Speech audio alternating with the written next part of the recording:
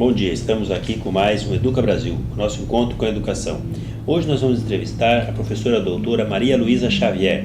Ela é especialista em educação pela Universidade Federal do Rio Grande do Sul. Ela esteve em Curitiba no final de semana participando do quarto Seminário de Disciplina Educação Contemporânea. É promovido pela iniciativa privada, pelas escolas privadas, aconteceu no Sindicato das Escolas Particulares. Bom dia, professora. Bom dia. Muito obrigado pela sua presença aqui no nosso programa. E nós vamos falar de um assunto, a reinvenção da escola, né? É um assunto que muitos especialistas, né, falam que a escola precisa mudar, porque a escola é muito chata, a escola, os alunos não gostam da escola, né? Outros dizem, mas também como é que vai gostar? A escola é muito pior do que um shopping, né? Do que um parque de diversões. Mas é possível, é necessário mesmo a reinvenção da escola? Olha, Adalberto... Ademar. Essa pergunta é interessante porque há muitas pesquisas no mundo inteiro mostrando que os adolescentes, principalmente, gostam muito da escola. Não há nenhuma rechaço à escola. Eles gostam de se encontrar com seus amigos, eles gostam do recreio, eles gostam de ir para o bar, eles gostam da entrada, da saída. Da educação física. O enjoado, às vezes, é ter que assistir aula, né? Então, isso parece que é um consenso entre muitos adolescentes, né? E, como eu estava comentando aqui antes de começar o programa, há um professor português respeitado, Antônio Novo, que estuda muito a formação de professores, que diz que, na verdade, ser professor hoje é mais difícil que há uns anos atrás. Porque há uns anos atrás iam para a escola crianças e jovens cujas famílias tinham muita clareza que a escola era uma instituição inquestionável. Uma instituição que sabia o que fazia e que não se perguntava se estava certo ou errado. Eu me lembro da minha mãe, que era uma mulher inteligente, enfim, numa cidade do interior, onde eu estudei, em Bagé, no Rio Grande do Sul, e que ela nunca foi à escola minha perguntar ou questionar o que eu estava estudando. Proposta pedagógica. A proposta pedagógica. E eu até me lembro, tentando retomar o que eu estudei quando mocinha, havia muita bobagem que se estudava, muita perda de tempo. Agora, aquilo nunca foi posto em questão porque não era coisa questionável, a escola era dada, era assim. Isso não é mais a situação de hoje. O que diz o Nova? Hoje estão na escola, além das crianças cujas famílias têm essa mesma visão, a escola é uma coisa indispensável, estão crianças que estão lá porque o conselho tutelar não deixa sair. Né? Estão lá crianças que, se forem, a família perde a Bolsa Família. Né? Estão lá crianças cujas mães trabalham 3 turnos e que não têm onde ficar, e a escola é um lugar onde tem merenda, onde tem uma certa segurança. Vão para lá jovens que não têm onde se encontrar. Nas periferias das grandes cidades não há parques, não há praças, não há clubes, né, nem quadra de esportes, né, e o lugar é muito perigoso, muito tenso. Então, a escola onde eu me encontro com meus amigos, eu vejo tem uma relativa segurança. Uma relativa segurança, um lugar até agradável, tem muitas árvores, fica até embaixo, enfim. Né? Então, a escola hoje é frequentada por uma população muito diferenciada, consequentemente... Com objetivos completamente diferentes. Com objetivos muito diferentes. Consequentemente, isso há uma grande repercussão no ambiente escolar. E os professores ficam muito atrapalhados, com sua razão, para como lidar com essa diversidade de gente que estão lá por fins diferentes dos deles, professores, que seria passar seus programas. Ensinar aquelas crianças. Né? Enfim. Então, isso tem, com essas políticas de inclusão adotadas no país e no mundo nas últimas décadas, isso se intensificou porque nós estamos com uma população muito diferente dentro da escola. Não só essas todas que nós falamos, como ainda, desde Salamanca para cá, 94, enfim, as classes especiais, as crianças com necessidades especiais, ditas necessidades especiais, são incentivadas a ir para a escola regular. São obrigadas, inclusive. Obrigadas, hoje é legislação, né? Então, elas devem, as crianças brasileiras, estarem juntas, o que politicamente é correto, eu acredito. Agora, não vamos dizer que é fácil. Não é fácil trabalhar. Pedagogicamente é bem complicado. É bastante complicado. Eu preciso mais recursos, mais gente, mais tempo. Preparação do professor. Preparação do professor. Né? Agora, independentemente disso, ainda, eu preciso ter... Aí é que entra essa questão da reinvenção da escola. A instituição é essa. Está aí para abrigar, hoje, uma população muito grande, muito diferenciada. Agora, esta população é diferente dos anos atrás, e a escola é uma instituição que mais ou menos se mantém como foi criada há 200 ou 300 anos na Europa. Quando o capitalismo era inicial, a Revolução Industrial se iniciava, quando se estava se dando os processos de urbanização, as populações feudais vindo para a cidade, quando se estava formando os estados-nação, que precisavam de uma língua comum. Então, as necessidades da escola no seu início não são as de hoje. Então, é nesse sentido, não é reformular a escola para se tornar diferenciada, não, ela precisa se adequar A essa realidade. Ao momento que se vive, aos diferentes momentos que se vive, porque essas escolas na periferia de Curitiba não são as mesmas necessidades que as escolas centrais de Curitiba, nem as escolas centrais de Porto Alegre. Seguramente. Né? Então, são diferentes realidades que precisam manter essa instituição funcionando, atendendo uma população muito diferenciada. Então, é essa reinvenção que eu preciso fazer, não está pronto em livro nenhum. Só quem vai poder fazer é o coletivo de professores, do ponto de vista, com espaço para discutir, pensar, inventar maneiras de fazer isso de uma forma mais que funcione, mais produtiva, mais agradável para todos, para que não adoeçam nem crianças nem professores. Né?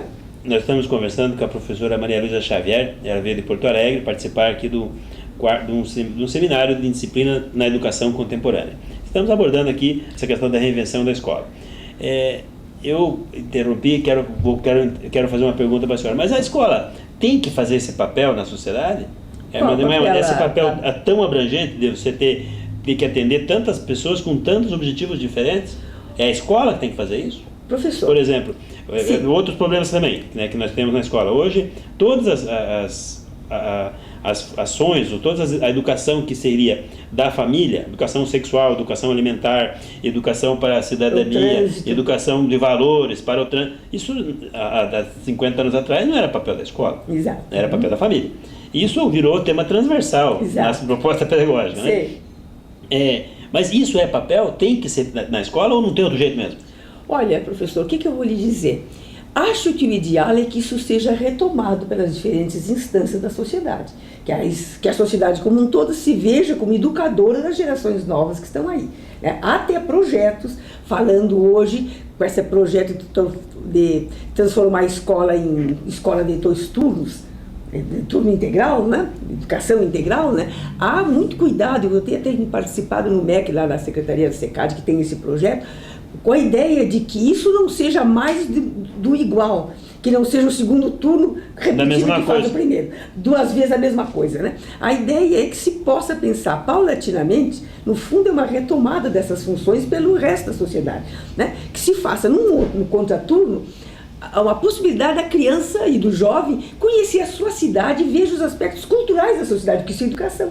Possa frequentar os teatros, os cinemas, os parques, os museus, as escolas de samba, as igrejas, os parques esportivos, enfim, onde tudo se aprende, onde há cultura e aprendizagens diferenciadas, né? Para que a escola, já que para algumas famílias precisa ser um espaço de contenção dessas crianças, porque a família está na rua, né? Então, já que precisa, porque eu tenho sérias dúvidas se isso é a melhor coisa, a mim me parece que o ideal é que uma criança conseguisse continuar um meio turno na sua casa e um meio turno na escola. Mas, quer dizer, para essa sociedade que inventou esse jeito de viver... Cidade urbana, e todo mundo trabalha muito, todo mundo trabalha muito, que, como eu lhe digo, será que a escola tem que abarcar tudo isso? Por enquanto ela está fazendo isso porque ninguém está fazendo. Tem outro lugar. Agora, o ideal é que a gente partisse para apelar para o bom senso da sociedade, para que ela retomasse uma forma de vida mais humana, mais adequada.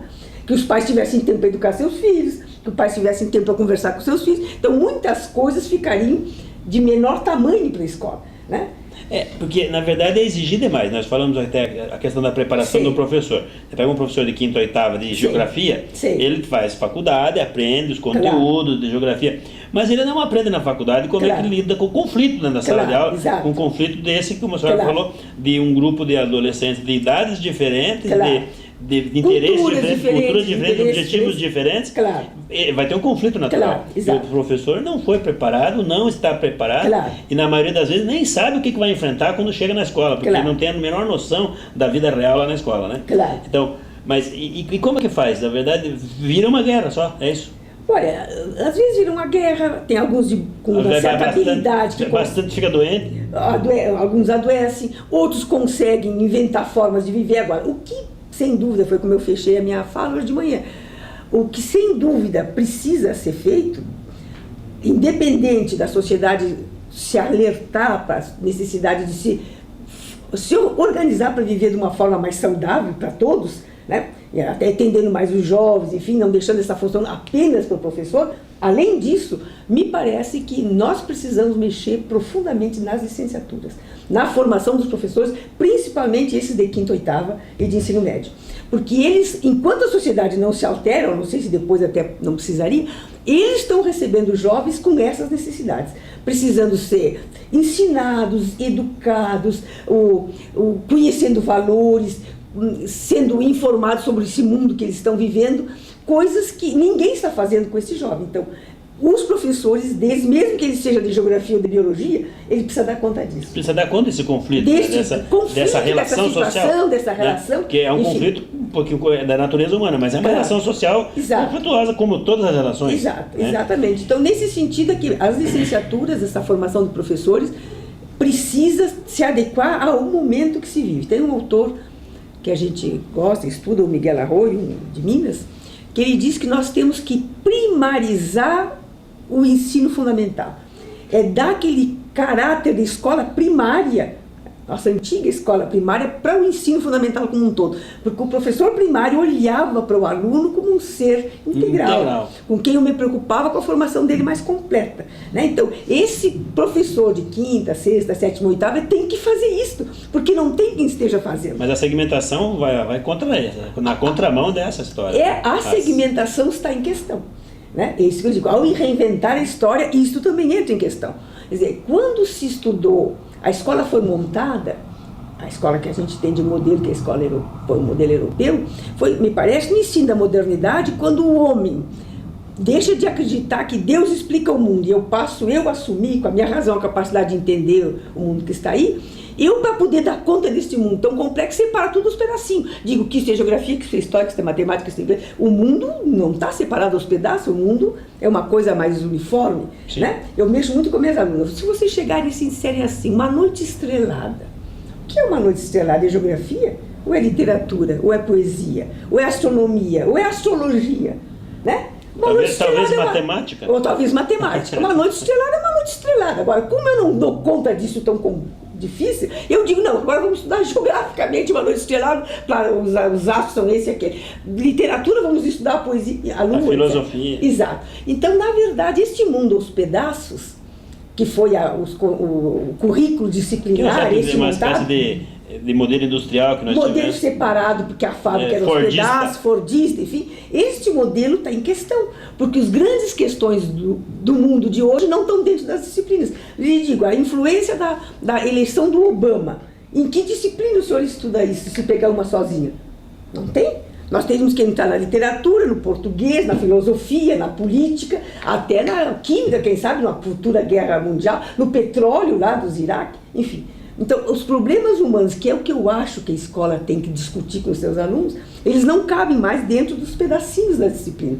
Por isso essa questão de se trabalhar hoje interdisciplinarmente, em alguns temas. Mas aí volta de novo a preparação do professor. Volta a preparação da sociedade, que você não tem. O professor da sociedade, por exemplo, ele diz, então, uma licenciatura apenas em geografia, eu não sei se vai dar conta deste mundo. Talvez nós tenhamos que ter preparações mais interdisciplinares. Esse é o modelo finlandês. Na Finlândia, o professor é de até sexto ano, né? Sexto ano é o mesmo professor, da mesma turma. Ensina 4 idiomas, ensina... Isso que o senhor disse é uma coisa muito importante. As escolas, atualmente, nós que a gente conhece, elas têm de primeira a quarta, mais ou menos, quarta série, um professor único, mais polivalente, que dá conta das áreas. Esse professor trata mais de uma forma integral. Humaniza melhor. Quando começa a chegar a quinta, que vai entrar tudo aos pedacinhos, como os alunos têm grandes dificuldades da passagem da quarta para a quinta, eles começam a preparar as crianças na quarta, na terceira, até na segunda já está tudo aos pedaços para se preparar para preparar para ficar pedaço. Preparar para trabalhar em pedaço, que é muito complicado. Enquanto que algumas escolas já em Porto Alegre, eu acho que em outros lugares, estão fazendo o contrário. Estão não fragmentando nem a quinta nem a sexta, para que o aluno também continue com, não digo um professor único na quinta, mas 2, 3 professores. Ou a figura do professor regente. Professor regente, professor trabalhando em equipe, entrando, por exemplo, português junto com os estudos sociais. Aliás, porque quem é que estuda português sem ter fundamento de um texto?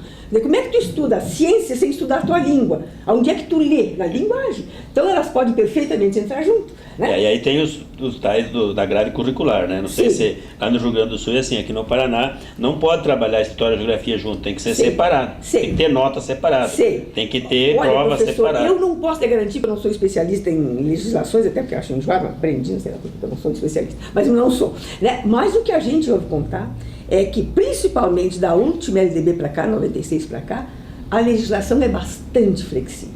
A gente não faz mais inovação porque a gente não do ponto de vista da escola, ou você tem não razão. pode, porque há possibilidades. Nos organizaram de diferentes maneiras, né, desde que se trabalhe as questões básicas de um país, isso acho que não se tem dúvida.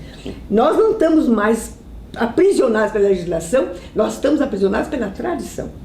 A gente não se anima a fazer essa reinvenção, porque não é fácil mesmo. Não é fácil. Nós voltamos à preparação, como é que nós aprendemos, e isso vira uma repetição. Vira uma repetição, só que o mundo mudou muito. Né? Verdade, Né? mudou e muito. E muito. Bom, nós estamos aqui entrevistando a professora Maria Luísa Xavier, ela veio do Rio Grande do Sul, da Universidade Federal do Rio Grande do Sul, para o 4º Seminário de Disciplina da Educação Contemporânea.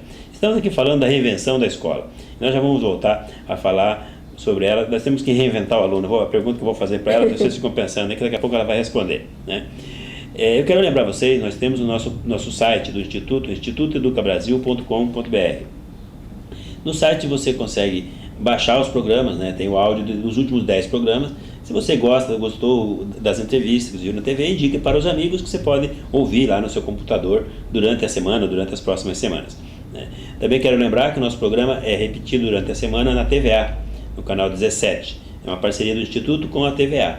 E a TVA reprisa gratuitamente os nossos programas, então as pessoas também têm a oportunidade de nos encontrar e de participar dessas discussões que nós sempre estamos levando aí nos domingos de manhã aqui na Band, né?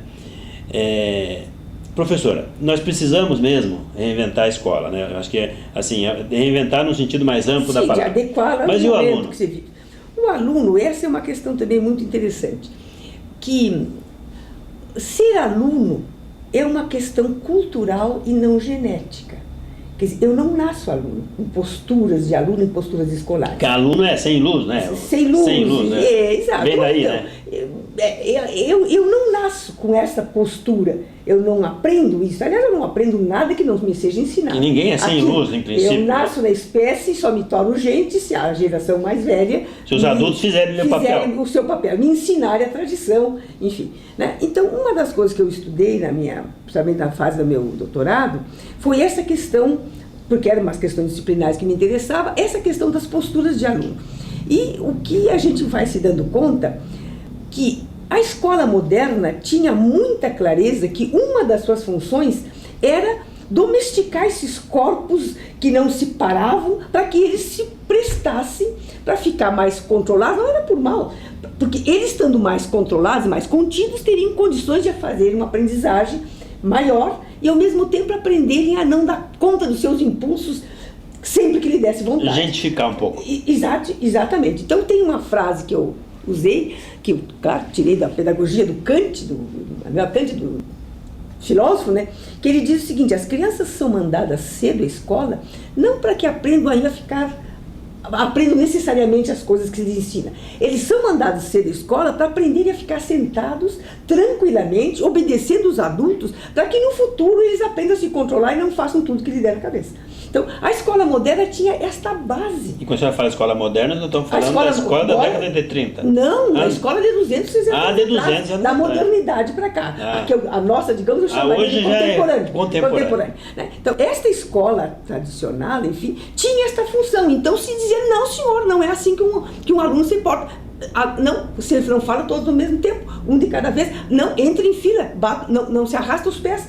Enfim, há uma série de ensinamentos que eram, durante 200, 300 séculos, se fez ensinando posturas escolares. Como é que eu pego o lápis, como é que eu sento, como é que eu falo com a professora, como é que se alimenta, como é que eu me alimento, enfim, tudo foi ensinado. Nós, os progressistas, de uns 20 anos para cá, começamos a ficar indignados com essa opressão da geração adulta em cima do pequeno, fazendo ele ficar submisso.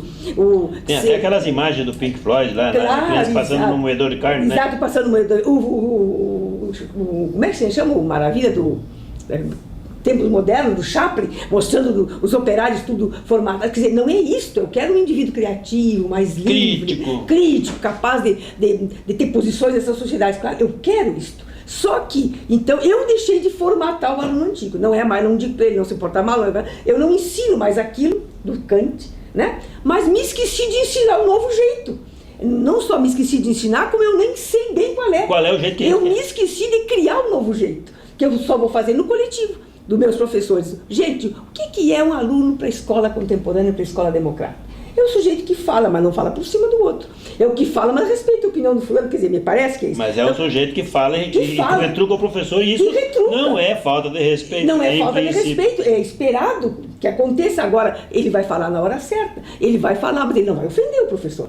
Agora, o professor também não vai ofender ele, né? Enfim, então, este aluno contemporâneo, ele não tem nem ainda a sua forma definida. E também não é possível ter um padrão se você quer ter pessoas críticas, criativas, e você não vai ter padrão. Não tem padrão, e por isso que, me parece, são discussões a serem feitas nas escolas, com o grupo de professores, com as crianças e os jovens, né? Para nós combinarmos como se vive de uma forma saudável, em que se tem a liberdade, com educação, com respeito, educação. As normas todas terão que ser provisórias e históricas, porque o que vale para hoje, possivelmente daqui a 2, 3 meses, eu teria que rever. Ou talvez por um ano vale essas normas para essa turma, para esse grupo. Exato, exatamente. Então, quer dizer, este aluno contemporâneo, ele precisa ser moldado como o aluno moderno esse ano foi, né? E é isso uma das coisas que não está acontecendo. E aí, professor, como eu também, todo mundo estuda isso, quer dizer, eu escrevia isto a partir daquele estudo do Freud, do mal-estar do homem na civilização, quer dizer, que ele chama atenção, e o Norbert Elias é outro que estuda o processo civilizatório e diz a mesma coisa, quer dizer, o homem nasce na espécie, mas só se humaniza pela geração adulta. E ser civilizado não é pacífico, e nem tranquilo. Ser civilizado ele não aceita natural, não é natural. Não é natural. Então não é natural um aluno ser disciplinado, ficar quieto e não falar, e não dar no outro, não é natural. Agora, se eu não fizer ele aprender isso, a espécie não sobrevive, porque a gente se come uns aos outros, né? Por qualquer coisa. Por qualquer coisa. Então eu preciso admitir que ser civilizado é uma necessidade dolorosa, né? Então, que dá trabalho. E que dá trabalho. Para os adultos, especialmente. Para os adultos. E como dá trabalho e é dolorosa, eu só vou conseguir com o meu aluno negociando. Então, eu preciso negociar com ele. Porque a palavra de ordem agora é democracia, liberdade, criatividade. Exato, porque a força eu não consigo, porque ele não faz. E até nem pode mais. Nem pode, nem que eu queira eu não consigo, né? Então, eu tenho que negociar. Qual é a forma que nós vamos trabalhar nessa sala de aula para permitir que a gente aprenda, se respeite, enfim. Quer dizer, então, não é ser contra a disciplina. Eu acho que a disciplina é indispensável nas relações humanas. Agora, ela é histórica, muda do momento, muda em certas circunstâncias, e ela precisa ser negociada com os usuários, digamos que seriam os alunos. Agora também, acho que a gente também não pode abdicar da autoridade da gente. Tem coisas não negociáveis. Tem coisas. Por exemplo, assistir aula todos os dias não é negociável. Tem que vir, né? Respeitar horários, enfim, de começo, enfim, a não ser um caso especial, tem que vir. Uma criança pequena atravessar a rua porque ele é muito independente, não vai atravessar não, porque ele vai ser atropelado. Isso é inegociável. Isso é inegociável. Quer dizer, então eu acho que essas discussões é que os adultos precisam fazer para que sejam adequadas as convivências. Pois é, mas aí a gente vai ter que perguntar uma coisa para a senhora que é assim, tudo bem, e aí na questão do onde que vai os limites, porque o limite limita, né? Claro. Senão não seria limite. O que a senhora falou, não, tem coisas que são inegociáveis. Eu concordo, claro. Porque senão nós vamos vir um samba do Crio Doido. Nós entrevistamos aqui um psiquiatra e dizer, não, o que estraga as crianças são os adultos, porque as crianças, por natureza, é deixar que eles vão embora. Ele falou isso com muita propriedade. Mas é importante que se tenha, claro isso, né? Que temos que conversar, estabelecer nossas regras, mas é importante que tenha os limites. Sim, os limites é como... Aquilo que é inegociável para esse momento. Sim, é negociável para esse momento, e agora o importante, eu acho que o jovem, a própria criança aceita muito bem quando ele entende a norma, né? Quando ela é justa. E quando ela se ela está determinada, ela acontece para mim, acontece para o fulano, que eu é filho de professores, etc. Né? Então eu acho que essa é uma das questões muito importantes de ser respeitada, né? Que haja um jogo limpo, digamos, né? Agora, e mais uma coisa, eles querem isso, né? Eles precisam. Eles querem, eles gostam. Eles precisam dessa segurança. Eles precisam dessa segurança de um lugar que eu saiba qual quais são as regras, né? E agora, essas é que precisam ser vistas no coletivo de adultos que precisam pôr isso na roda, ouvir, avaliar se está adequado, se não está. Agora, quais são os limites? Eu lhe digo o seguinte, nós temos atualmente um grupo de pesquisa sobre questões de disciplina, de inclusão, né, numa escola municipal de Porto Alegre, uma escola muito interessante, que, como ela atende muito bem crianças com necessidades especiais, sendo que necessidades especiais hoje eu gosto muito desse termo, porque não é mais apenas o cadeirante, o menino que não ouve. Necessidades especiais tem todo aluno que tem muitas necessidades de aprendizagem. E tem muitos casos. E muitos que são multirrepetentes, alunos que vieram de uma situação do interior que a família não teve condições de estudar. Então, necessidades especiais é bem mais amplo, não é apenas aquele aluno, digamos, com um problema orgânico, enfim. Né? Então, essa escola, como quer fazer um trabalho de inclusão bem feito e se esforça, né, terminou chamando para si muito aluno com essas dificuldades. O pessoal diz, olha, manda para o Gilberto Jorge, que lá o pessoal sabe o que faz. Sabe o que faz. A equipe, a gente trabalha já uns 6 ou 7 anos com eles, a equipe diz assim, ai meu Deus do céu, chegou mais uma criança autista aqui, com um diagnóstico, se será ou não será. Será com diagnóstico? O que a gente vai fazer? A gente não sabe lidar com isso. E aí a pergunta sempre é essa, tem algum lugar onde ele possa ser melhor atendido do que por nós? Não. Então deixa aqui, vamos ver o que a gente faz. Vamos resolver. Vamos ver o que a gente faz. Então a escola está inventando maneiras de lidar com diferentes síndromes, né? E a gente tem visto coisa muito bonita. Por exemplo, um menino grande que tem lá, adotado, e tem toda paralisia cerebral, enfim, digamos que seria um desenvolvimento mental diferenciado, menor, não é? E esse menino babava muito, não tinha controle, né? Se molhava, então ele vivia de cabeça baixa, constrangido. A escola, antes de ensinar para ele quem foi Pedro Álvares Cabral, investiu nele ensinando a salivar e a engolir para não se molhar. Então, esse menino, 6 meses depois, não sabia quem era Pedro Álvares Cabral, mas ele estava de cabeça levantada. Quer dizer, é um menino que levantou a cabeça na escola, né? Então, isso são outras aprendizagens que com essa população que está aí, a escola tem que fazer. Essa é a reinvenção da escola. Essa é a reinvenção por causa das necessidades da população. Né? Mas a senhora falou de novo de uma inclusão mais severa. Mas Sim. Aí nós falamos da questão dos objetivos, né? Que a senhora falou no início ali, as crianças que vão para a escola porque tem merenda. Claro. É uma inclusão. É uma inclusão social, porque ele não está lá para aprender, ele não quer nem saber daquilo. Claro, agora, eu tenho como adulto, e como eu acredito que aprender é uma coisa indispensável, eu tenho que puxá-lo para a sala de aula com um projeto interessante. Encontrar um jeito, né, de fazê-lo. E eu acho projetos interessantes, isso que a gente está vendo, nem todos, mas se vê, quando o projeto é interessante, eles estão lá dentro. Né? Agora, é bonito de enxergar isso. Agora, você falou, e eu queria voltar a isso, a questão dos limites. Essa escola, por exemplo, acredita muito no diálogo. Então, dá um rolo na sala de aula, porque o adolescente gosta muito de se pegar, né? Dá um rolo na sala de aula, os professores mandam falar com a direção, mas não como nas outras escolas, já para a direção de castigo. Não, não é de castigo, é para ter um espaço para conversar, né? Porque eles acreditam que conversando as pessoas se entendem. Então, dá um rolo qualquer, a professora diz, não, fulano, aqui não. Vamos ao seguinte, eu agora não posso te atender, que eu estou com o resto da turma, vai lá conversar com a fulana, até diz, fulana, avisa, né? O fulano, esses meninos vão conversar contigo, não é de castigo. Eles estão indo porque houve um conflito, enfim. A direção tem inventado coisas, inclusive uma coisa esplêndida, uma sala de conversa. Eles chegam lá, porque ele disse que fala da minha mãe, porque eu sei que é aquelas coisas de adolescente. Eles dizem, gente, vamos fazer o seguinte, primeiro tentem vocês se acertarem, tem uma salinha aqui, vejam lá, se vocês não conseguirem, me chamem que a gente vê o que faz. Muitas vezes eles resolvem, na maioria das vezes, entre eles. Até porque eles estão com vontade de ir embora mesmo, né? Enfim, né? Eles resolvem. Outra coisa também, bonito que eu já ouvi elas fazerem. Chegam 2 caras que se pegaram no recreio, né? Não tem mais quase violência nessa escola, mais evidente, é todo esse clima, né? Mas às vezes tem, né? E eles chegam lá e elas dizem, não é negociável. A agressão física, não. Isso aqui não vale. Aqui não tem agressão física, né? Aqui a gente resolve as coisas falando. Professora, muito obrigado pela sua atenção. Pois não, obrigado, foi um prazer. Né? Espero que a gente converse aqui, possa suscitar questões e perguntas que a gente possa ouvir, porque a gente não tem nenhuma verdade pronta, a gente tem que ir pensando junto para fazer uma coisa melhor para os alunos e para as escolas que andam por aí. Tá, muito obrigado. Obrigado a você que está em casa e até domingo que vem com mais o Educa Brasil. Até lá.